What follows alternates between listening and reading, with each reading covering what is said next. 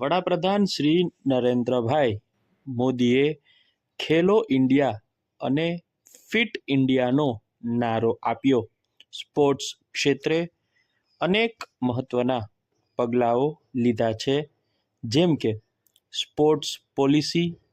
આ policy સ્પોર્ટ્સને accessible બનાવીને sports infrastructure અને ઇકોસિસ્ટમને મજબૂત કરવાનું કાર્ય કરે છે. વડાપ્રધાનશ્રીના માર્ગદર્શનમાં સ્પોર્ટ્સ પોલિસીમાં ગુડ ગવર્નન્સ પણ લાગુ કરાયું છે. સ્પોર્ટ્સ ગવર્નન્સ એથ્લીટ્સ સેન્ટ્રિક બનાવવા સાથે મહિલાઓને ફેડરેશનમાં પ્રતિનિધિત્વ મળે અને સ્પોર્ટ્સ ઇકોસિસ્ટમમાં આવવાનો મોકો મળે એ સ્પોર્ટ્સ ગવર્નન્સ સુનિશ્ચિત કરે છે. તાજેતરમાં જ અમદાવાદમાં વીર સાવરકર સ્પોર્ટ્સ કોમ્પ્લેક્સ ખાતે રમતગમત કેન્દ્રીય મંત્રી ડૉક્ટર મનસુખભાઈ માંડવિયાએ કોમનવેલ્થ વેઇટલિફ્ટિંગ ચેમ્પિયનશિપ 2025નો પ્રારંભ કરાવ્યો હતો. આ તકે રમતગમત યુવક સેવા રાજ્યમંત્રી શ્રી હર્ષભાઈ સંઘવી પણ ઉપસ્થિત રહ્યા હતા.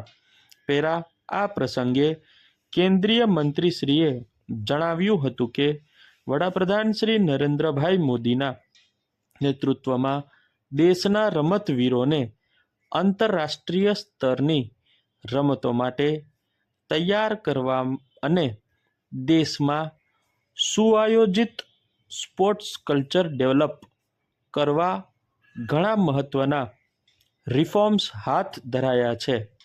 અમદાવાદના આંગણે કોમનવેલ્થ વેઇટલિફ્ટિંગ ચેમ્પિયનશિપ 2025નો પ્રારંભ થયો છે. આવા આયોજનો દેશના ઉભરતા એથ્લીટ્સની પ્રેરણાનું કેન્દ્ર બનવા સાથે રમતવીરોને પ્રોત્સાહન પૂરું પાડશે.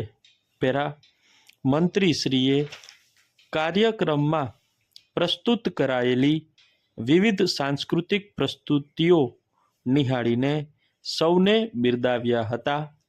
આ ચેમ્પિયનશિપમાં 144 જેટલા મેડલ્સ જીતવા 30 કોમનવેલ્થ દેશોના 291 રમતવીરો કોમનવેલ્થ સિનિયર, જુનિયર અને યુથ વેઇટલિફ્ટિંગ સ્પર્ધાઓમાં ભાગ લેશે.